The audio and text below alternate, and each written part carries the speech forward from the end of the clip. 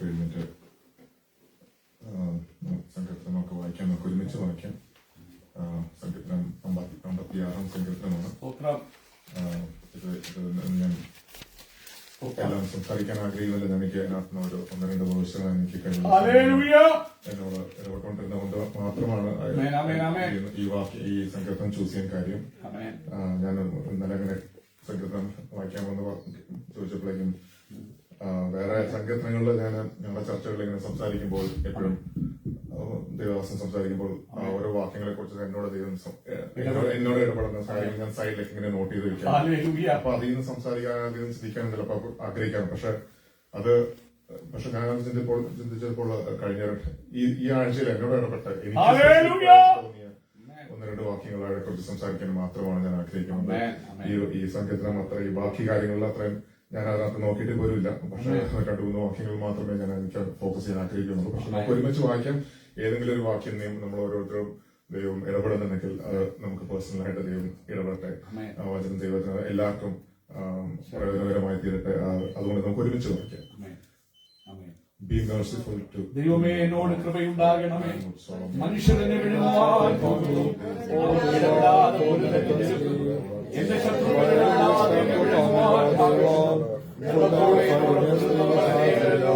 ഞാൻ ഭയപ്പെടുന്ന ആശ്രയിക്കും. ഞാൻ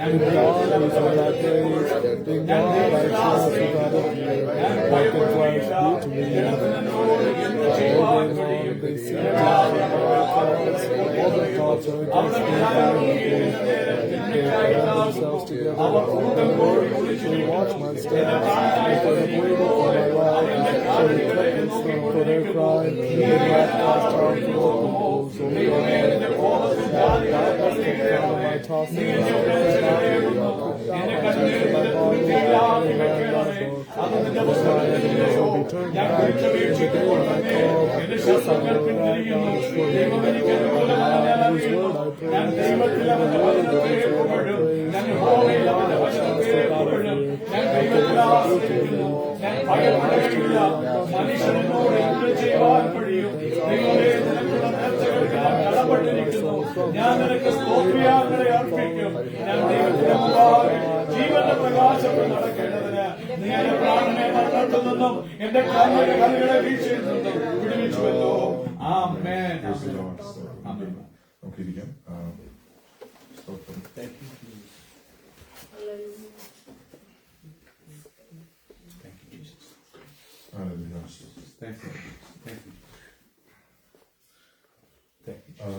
ഇത് ദാവീദിന്റെ ഒരു സങ്കീർത്തനമാണ്. ഇതിന്റെ ഹെഡിങ്ങിൽ നമ്മൾ വായിക്കുന്നത് പ്രയർ ഫോർ റിലീഫ് ഫ്രം ടോർമെന്റേഴ്സ്. പറഞ്ഞാൽ തനിക്ക് അനുഭവിക്കുന്ന ടോർമെന്റിങ് സിറ്റുവേഷൻസ് അതൊരു ആശ്വാസത്തിന് വേണ്ടിയുള്ള പ്രാർത്ഥന. ദാവീദിന്റെ ഒരു പ്രാർത്ഥന നമുക്ക് അതിന്റെ സിറ്റുവേഷൻസ് നമുക്ക് അതിന്റെ കാണാൻ സാധിക്കും. നമ്മൾ ബൈബിളിലെ ഓരോരുത്തരുടെ ബൈബിളിലെ ഹെഡിങ്സ് ഒരു പക്ഷേ കാണാൻ സാധിക്കുവാണെങ്കിൽ അതിൽ നിന്ന് ഓരോ ഫിലിസ്തീൻസ് അവനെ പിടിക്കാൻ വന്നപ്പോൾ രക്ഷപ്പെട്ടപ്പോൾ അതിനെക്കുറിച്ച് ആ സാഹചര്യങ്ങളെ കുറിച്ചുള്ള ഭാഗങ്ങളാണ് കാണാൻ സാധിക്കുന്നത്. അപ്പൊ ഇതിനകത്ത് മൊത്തത്തിൽ കാണുന്നത് ശത്രുക്കൾ പേഴ്സണലുള്ള കാര്യങ്ങൾ ശത്രുക്കൾ വരുന്ന അതിന് ഭയപ്പെടുന്നു.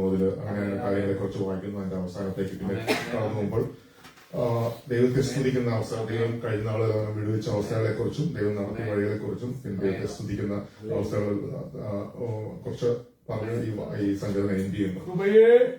ഇതിന്ന് ഞാൻ പറയാൻ ആഗ്രഹിക്കുന്ന ഭാഗം എന്ന് പറഞ്ഞാൽ 3-4 വേഴ്സ് 4 വേഴ്സ് 4 പിന്നെയും റിപ്പീറ്റ് ചെയ്തിരിക്കുകയാണ്. എന്ന് പറഞ്ഞാൽ ഈ സങ്കീർത്തനം ഉടനീളം തന്നെ പാടുന്നുണ്ടെങ്കിലും തന്നെ ആ ഡിസ്റ്റർബൻസ് ഉണ്ടെങ്കിൽ പോലും അതിന്റെ ഒരു കാര്യത്തിൽ എപ്പോഴും ദാവീദ് സ്റ്റിക്ക് ഓൺ ചെയ്യുന്നുണ്ട്. ആ സ്റ്റിക്ക് ഓൺ ചെയ്യുന്ന വാക്യം പിന്നെ റിപ്പീറ്റ് ചെയ്തിട്ടിരിക്കുക. In God I will praise his word. In God I have put my trust. I will not fear what flesh can do to me. അതും പിന്നെ റിപ്പീറ്റ് ചെയ്തിരിക്കുന്നു. പക്ഷെ ഞാൻ എന്നോട് സംസാരിച്ച വചനങ്ങൾ ഈ രണ്ടുമാണ്. എന്റെ ഭൂരിഭാഗം മെയിൻലി വേഴ്സ് 3 ഞാൻ ഭയപ്പെടുന്ന നാളിൽ ഞാൻ നിന്നിൽ ആശ്രയിക്കും. അതിനെ മാത്രം ഞാൻ സംസാരിച്ചിരിക്കാനാണ് ആഗ്രഹിക്കുന്നത്. പക്ഷെ ഈ ഒരു കോണ്ടെക്സ്റ്റ് നമുക്ക് പൊതുവായിട്ട് സംസാരിക്കുന്ന ഒരു കോണ്ടെക്സ്റ്റ് നമുക്ക് പറയുവാണെങ്കിൽ ഇതിനകത്ത് ദാവീദിന്റെ ശത്രുക്കൾ പേഴ്സണലി മനുഷ്യനെ കുറിച്ചൊക്കെ ഫോക്കസ് ചെയ്ത് പറയുന്നുണ്ട്. പക്ഷെ ഇത് പഴയ നിയമത്തിൽ ജീവിച്ചിരുന്ന ഒരു ഭക്തനാണ്. പക്ഷെ ഇത് നമുക്ക് എങ്ങനെയാണ് ആപ്ലിക്കബിൾ ആകുന്നത്? പുതിയ നിയമ വിശ്വാസികൾക്ക് നമുക്കറിയാം മനുഷ്യരാരും നമ്മുടെ ശത്രുവല്ല, മനുഷ്യരൊന്നും നമ്മുടെ ശത്രുക്കളാണ്. പക്ഷെ അവരിലൂടെ പ്രവർത്തിക്കുന്ന പിശാചുണ്ട്. പിശാച് നമുക്ക് നമ്മുടെ ശത്രു. പിശാച് ഡയറക്റ്റ് ഓരോരുത്തരെയും യൂസ് ചെയ്ത് ചിലപ്പം നമ്മളെ ഡിസ്റ്റർബ് ചെയ്യാൻ അങ്ങനെയുള്ള കാര്യത്തെ കുറിച്ച് നമുക്ക് കാണാൻ സാധിക്കും. അത് വൺ വേ ഓഫ് തിങ്കിങ്. മനുഷ്യനല്ല ശത്രു, പിശാച് ഓരോ മനുഷ്യരിലൂടെയും ഓരോ വ്യക്തികളിലൂടെയും നമ്മളോട് ഇടപെടാൻ സാധിക്കും. എന്നെ ചിന്തിപ്പിച്ച ആ ഭാഗമല്ല, അതിനേക്കാൾ ഉപരിയായിട്ട് വേറൊരു വേ ഓഫ് ഫൈറ്റിംഗ് കൊണ്ട് ഞാൻ തന്നെ ഒരു വ്യക്തി, എന്നൊരു ഇപ്പൊ നമ്മൾ പലർക്കും സംസാരിച്ച പോലെ ജഡം, ദേഹം, ദേഹി, ആത്മാവ് എന്നുള്ള 3 ഘടകത്തിൽ പിശാചിന്റെ ഇൻഫ്ലുവൻസ്. അപ്പൊ അതാണ് കൂടുതൽ നമുക്ക് കാണാൻ സാധിക്കും.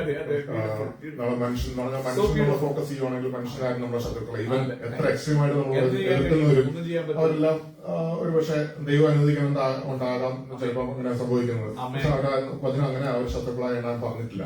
പിശാചിനും അതിന്റെ അന്ധകാര ശക്തികളുമാണ് നമ്മുടെ ശത്രുക്കൾ. ഓക്കെ, അപ്പൊ നമുക്ക് രണ്ടാമത്തെ ഭാഗത്തെ കുറിച്ച് നമുക്ക് ചിന്തിക്കാം. നമ്മുടെ ശത്രു ഇനി പിശാചാണ് നമ്മുടെ ശത്രു നമുക്കറിയാം മെയിൻലി. ഒരു ദൈവ പൈതലിനെ കുറിച്ച് നമ്മൾ നോക്കുമ്പോൾ ഒരു വിശ്വാസിയായ ഒരു ദൈവ പൈതൽ ദൈവത്തെ ആരാധിക്കുന്ന സത്യത്തെ ആത്മാവിനെ ആരാധിക്കുന്ന ഒരു ദൈവ പൈതലുണ്ട്. പിശാച് ശത്രു, അത് മെയിൻ ശരിയാണ് പിശാച് ശത്രുവാണ്. പക്ഷെ പിശാച് ഇങ്ങനെ ശത്രുവായിട്ട് എപ്പോഴും ഇങ്ങനെ ഇരിക്കും.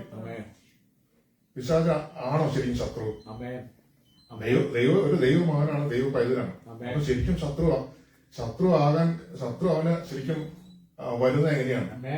അവന്റെ ബോഡി, അവനിൽ തന്നെയാണ് അവന്റെ ശത്രു ഇരിക്കുന്നത്. അവന്റെ ജഡം, പിശാച് അവന്റെ ജഡത്തെ പലപ്പോഴും യൂസ് ചെയ്യുന്നു, അവനെ കൺട്രോൾ ചെയ്യുന്നു. അതിനുള്ള അവസരങ്ങൾ നമ്മൾ ചിലപ്പം കൊടുക്കുന്നു. നമ്മളാരും പെർഫെക്റ്റ് അല്ല, നമ്മളാരും പെർഫെക്റ്റ് ഒരുവനേ ഉള്ളൂ. യേശു പറഞ്ഞു നല്ലവൻ ഒരുവൻ മാത്രം, ദൈവം മാത്രം. എന്തുകൊണ്ട് യേശു അവനെ പറഞ്ഞു? യേശു നല്ലവനല്ലേ? യേശു നല്ലവനാണ്. പക്ഷെ ഭൂമിയിൽ നമ്മളോട് അപ്പോൾ പൂർണ്ണ ദൈവവും പൂർണ്ണ മനുഷ്യനുമായിട്ട് ആയിരുന്നുകൊണ്ട് ആ മനുഷ്യത്വത്തിന്റെ അവസ്ഥകളിൽ നിന്നുകൊണ്ടാണ് അങ്ങനെ പറഞ്ഞത് പിതാവാണ് നല്ലവൻ എന്നോ പറയാൻ കാര്യം. അപ്പം നമ്മളെല്ലാരും ആരും തന്നെ പെർഫെക്റ്റ് അല്ല. അപ്പൊ നമ്മളെല്ലാരും പിശാചിന്റേതായ ഇൻഫ്ലുവൻസ് ഭൂരിഭാഗം വരാൻ സാധിക്കണം. അപ്പൊ ഞാൻ എന്റെ ചിന്ത നമ്മുടെ ഓരോരുത്തരെയും ഓരോ ദിവസത്തെ ലൈഫ് എത്രമാത്രം പെർസെന്റേജ് ഇൻഫ്ലുവൻസ് ചെയ്യുന്നുണ്ട്, എത്രമാത്രം പെർസെന്റേജ് ദൈവാത്മാവ് നമ്മളെ ഇൻഫ്ലുവൻസ് ചെയ്യുന്നുണ്ട്, നമുക്ക് ചിന്തിക്കേണ്ടത്. അപ്പം നമുക്ക് നോക്കേണ്ട ഭാഗം എന്ന് വെച്ച് കഴിഞ്ഞാല് ആ പ്രത്യേകിച്ച് യേശു പറഞ്ഞ ഒരു ഭാഗം നമുക്ക് ശ്രദ്ധിക്കാൻ സാധിക്കും.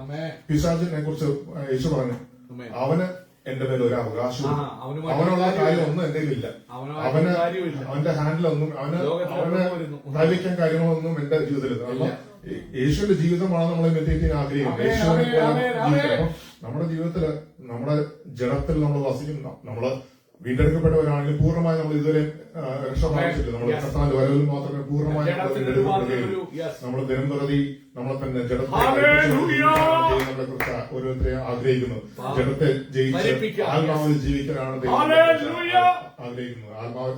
ദൈവാത്മാരാൽ നയിക്കപ്പെടുന്നവരെല്ലാം വിളിക്കപ്പെടുന്നു. അപ്പം ദൈവാത്മാരാൽ നമുക്ക് നയിക്കപ്പെടുവാൻ ഓരോ നിമിഷവും ദൈവാത്മാവുള്ള ഇൻഫ്ലുവൻസ്, ദൈവാത്മാവിന്റെ ഇടപെടലിലൂടെ നമുക്ക് ജയിക്കുവാൻ നമുക്ക് ഇടയാട്ടെ. അപ്പം ഈ ജഡമാണ് പലപ്പോഴും നമുക്ക് പിശാചിന് അവകാശം പറയാനുള്ള ഓരോ സാഹചര്യം ഒരുക്കിക്കൊടുക്കുന്നത്. അപ്പം ജഡത്തെ ക്രൂശിച്ചുകൊണ്ട് ആണ് നമ്മൾ നമ്മുടെ ക്രൂശിൽ ചുമന്നോട്ട് നമ്മൾ നടക്കുന്നു.